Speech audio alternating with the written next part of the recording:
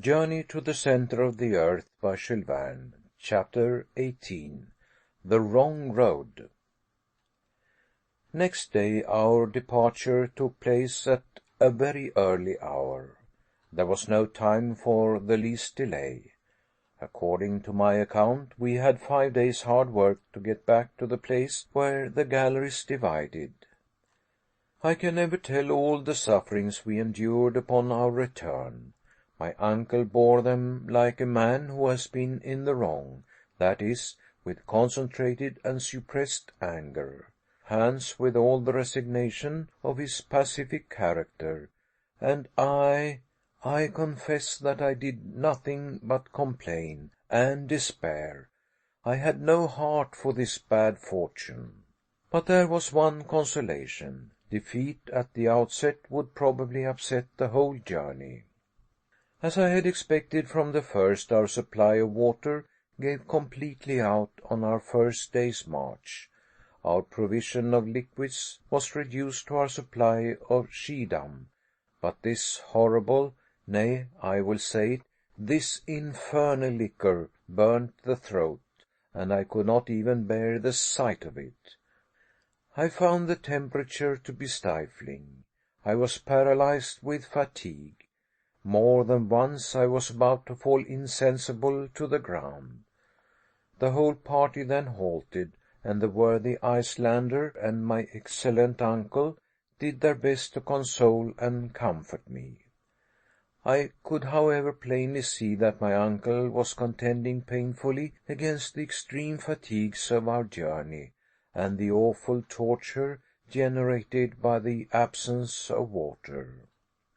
At length a time came when I ceased to recollect anything, when all was one awful, hideous, fantastic dream. At last, on Tuesday, the 7th of the month of July, after crawling on our hands and knees for many hours, more dead than alive, we reached the point of junction between the galleries. I lay like a log, an inert mass of human flesh, on the arid lava soil. It was then 10 in the morning. Hans and my uncle, leaning against the wall, tried to nibble away at some pieces of biscuit, while deep groans and sighs escaped from my scorched and swollen lips. Then I fell off into a kind of deep lethargy. Presently I felt my uncle approach and lift me up tenderly in his arms. "Poor boy," I heard him say in a tone of deep commiseration. I was profoundly touched by these words, being by no means accustomed to signs of womanly weakness in the professor. I caught his trembling hands in mine and gave them a gentle pressure. He allowed me to do so without resistance, looking at me kindly all the time. His eyes were wet with tears. I then saw him take the gourd which he wore at his side. To my surprise, or rather to my stupefaction, he placed it to my lips. "Drink, my boy," he said. Was it possible my ears had not deceived me? Was my uncle mad? I looked at him with, I am sure, quite an idiotic expression. I could not believe him. I too much feared the counteraction of disappointment. "Drink," he said again. Had I heard aright? Before, however, I could ask myself the question a second time, a mouthful of water cooled my parched lips and throat. One mouthful, but I do believe it brought me back to life. I thanked my uncle by clasping my hands. My heart was too full to speak. "Yes," said he, "one mouthful of water, the very last. Do you hear, my boy? The very last. I have taken care of it at the bottom of my bottle, as the apple of my eyes. 20 times, 100 times I have resisted the fearful desire to drink it. But no, Harry, I saved it for you." My dear uncle, I exclaimed, and the big tears rolled down my hot and feverish cheeks. Yes, my poor boy, I knew that when you reached this place, this crossroad in the earth, you would fall down half dead, and I saved my last drop of water in order to restore you. Thanks, I cried, thanks from my heart. As little as my thirst was really quenched, I had nevertheless partially recovered my strength. The contracted muscles of my throat relaxed, and the inflammation of my lips in some measure subsided. At all events, I was able to speak. Well, I said, there can be no doubt as to what we have to do. Water has utterly failed us. Our journey is therefore at an end. Let us return. While I spoke thus, my uncle evidently avoided my face. He held down his head, his eyes were turned in every possible direction but the right one. Yes, I continued, getting excited by my own words, we must go back to Sneffels.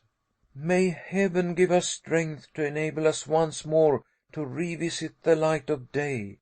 Would that we now stood on the summit of the crater. Go back, said my uncle, speaking to himself, and must it be so? Go back, yes, and without losing a single moment, I vehemently cried. For some moment there was silence under that dark and gloomy vault. So, my dear Harry, said the professor in a very singular tone of voice, those few drops of water have not sufficed to restore your energy and courage. Courage! I cried. I see that you are quite as downcast as before, and still give way to discouragement and despair.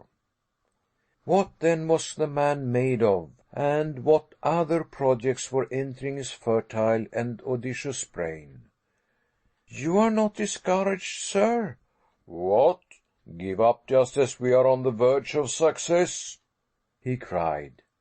Never, never shall it be said that Professor Hartwig retreated. Then we must make up our minds to perish, I cried with a helpless sigh. No, Harry, my boy, certainly not. Go, leave me. I am very far from desiring your death. Take Hans with you. I will go on alone. You ask us to leave you? Leave me, I say. I have undertaken this dangerous and perilous adventure. I will carry it to the end, or I will never return to the surface of Mother Earth.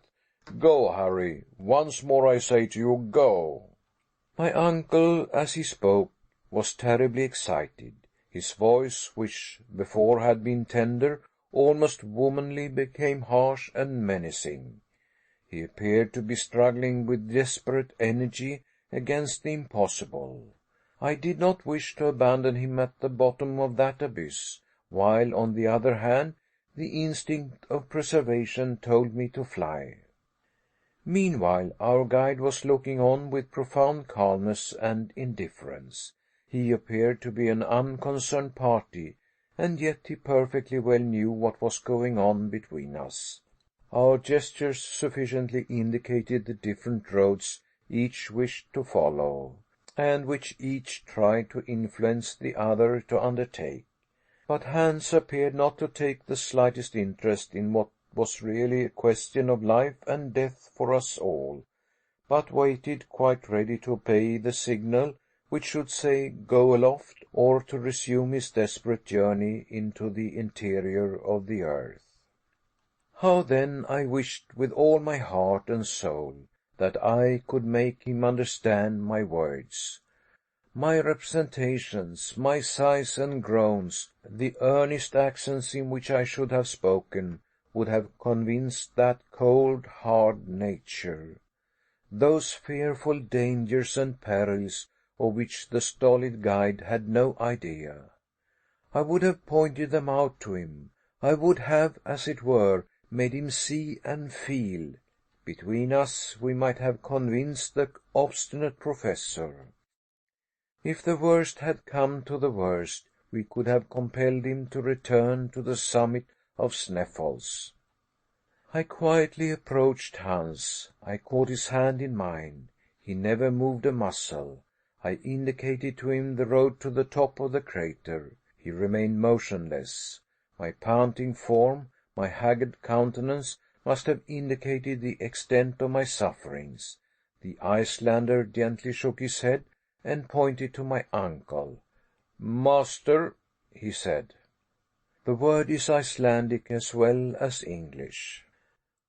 "The master!" I cried beside myself with fury. "Madman! No, I tell you, he is not the master of our lives. We must fly. We must drag him with us. Do you hear me? Do you understand me? I say." I have already explained that I held Hans by the arm. I tried to make him rise from his seat. I struggled with him and tried to force him away. My uncle now interposed. "My good Henry, be calm," he said. "You will obtain nothing from my devoted follower, therefore listen to what I have to say."